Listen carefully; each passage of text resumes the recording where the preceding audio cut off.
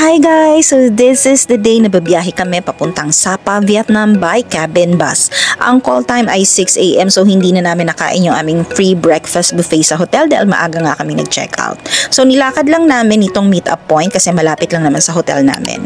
So need mo nga tanggalin ang shoes mo at magsuot ng sleepers nila na provided to make sure they maintain the cleanliness of the bus. I booked this cabin bus going to Sapa via Klook for 859 pesos each, total of 6,013 pesos for 7 packs. Mamaya na. Akyat ka muna doon. Ka magpaa dyan. Oh, lagay mo na dyan yung shoes mo. Ganon. Solo namin each cabin, and if gusto nyong katabi yung jowa nyo or yung kasama nyo, and if payat lang naman kayo, you can just pay directly the bus assistant an additional payment of 400,000 PND. No need na mag-book pa kayo ng isa pa sa Klook. Parang mas mahal pa sa solo cabin. In our case, we opted na magtigi-isa para maluwag and para makapag-take nap ng maayos since maaga kaming nagising. Isa pa kasi ang lalaki namin kaya parang medyo masikip kung magsasama kami sa isang cabin. Guys, ngayon ko lang din nalaman na mas mura pala ang sleeper bus which is nasa 576 pesos lang compared dito sa nabook namin na cabin bus. When I check parang wala namang difference, maybe yung space. 2 types of buses pala ang meron. Anyways, the duration of the trip was approximately 6 hours and buti nakisama yung pantog ko kasi total of 2 stopovers lang ang meron sa biyahe. And mabuti na lang eksakto few minutes before magparamdam yung pantog ko nandun na kami sa stopover. So masakto siya. Kasi this was always my worry kasi pag bumabiyahe tapos magtitiis ka na ihing-ihi ka na, ang hirap nun, diba? And most of the time naman itong biyahe na to, nakatulog ako. At hindi siya nakakahilo. Medyo mauga nga lang kasi bumabiyahe ka. Also, meron silang provided na bottled waters and blankets. Sabi nila may wifi pero in our case, during this time, walang available na wifi. The scheduled bus trips are posted also at Klook. Merong 6:30 AM, 1 PM, and last trip is 10:30 PM. Mas okay yung 6 AM kasi para check-in agad pagdating sa Sapa, Vietnam. And hindi masasayang yung oras mo for the day. I mean, since maaga kang nakasettle sa room, pwede ka na rin agad mag-start ng tour sa Sapa. Unlike kasi, di ba, pag 10:30 PM or medyo hapon na yung trip mo, lalo na pag sa gabi darating ka ng 5 AM, wala pang available na mga rooms sa hotel unless binayaran mo siya ng advance or a day before kang makadating sa Sapa, Vietnam. Which is not advisable kasi parang impractical dahil hindi mo naman siya mapag-i-stayan the whole day. And finally, we've reached our first stopover para mag-CR tayo.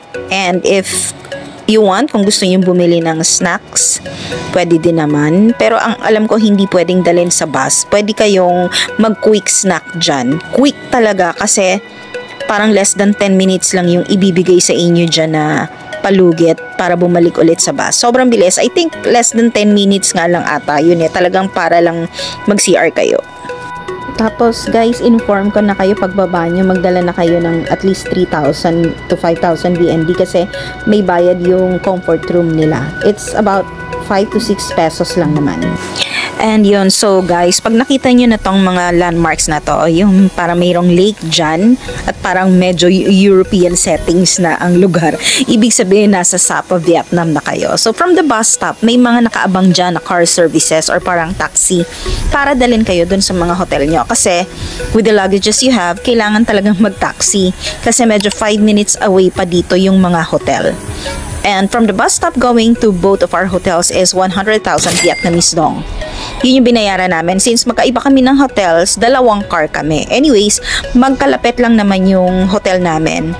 Guys, by the way, we booked Pistachio Hotel while the kids were at the Eden Boutique Hotel. And yung weather dito, mas malamig siya compared sa Hanoi kasi nga dito puro bundok na.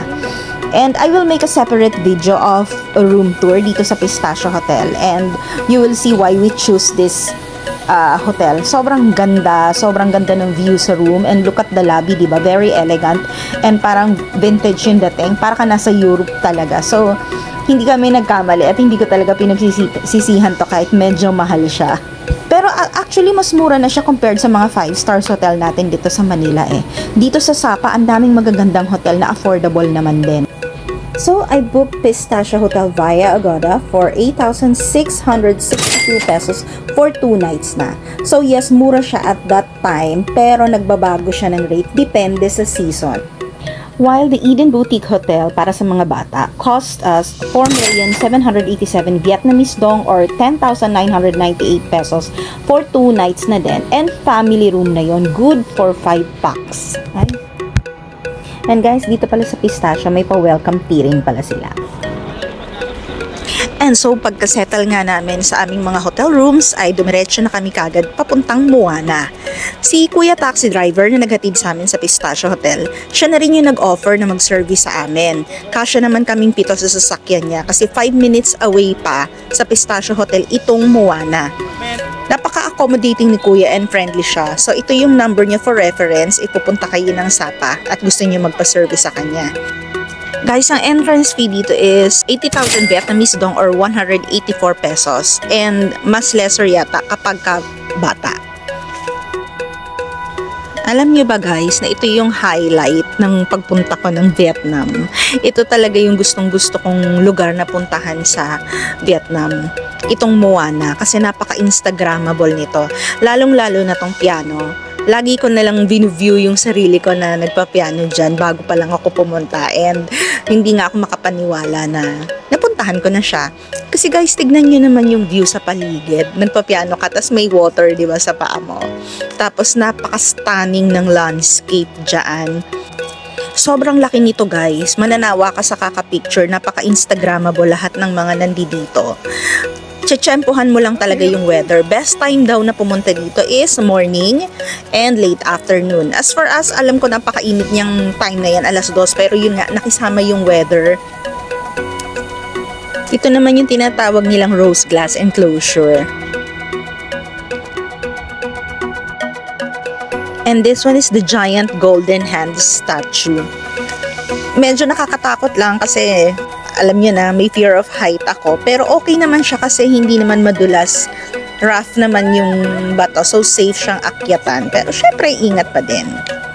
Ito rin ang ganda nito kasi ang ganda ng background. Kuhang-kuha talaga yung mountain as a background.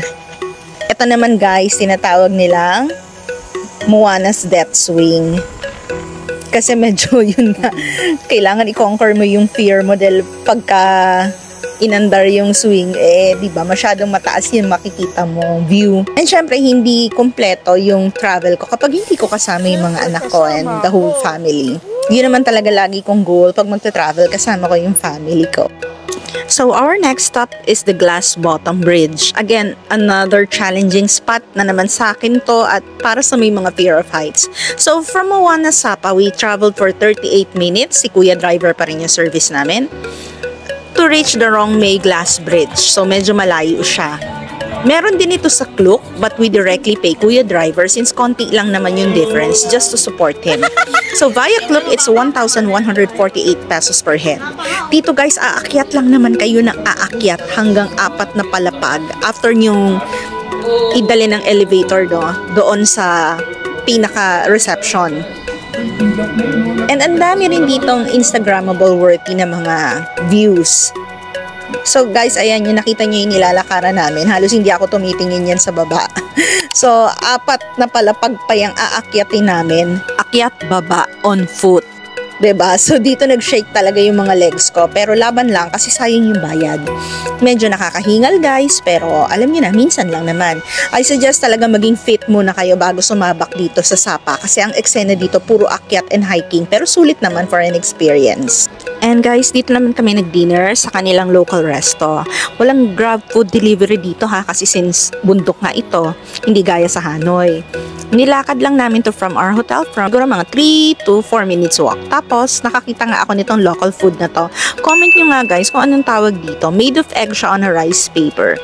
In fairness, masarap naman. And, you know guys, hindi ko na pala napakita sa video yung mga in-order namin na local food dito sa restaurant na katabi. So, sobrang pagod at gutom namin. Guys, if you want to follow up and more videos of our family travels, please don't forget to like and subscribe to my channel and kindly click the notification bell for an update. See you on my next video. Thanks for watching. Bye!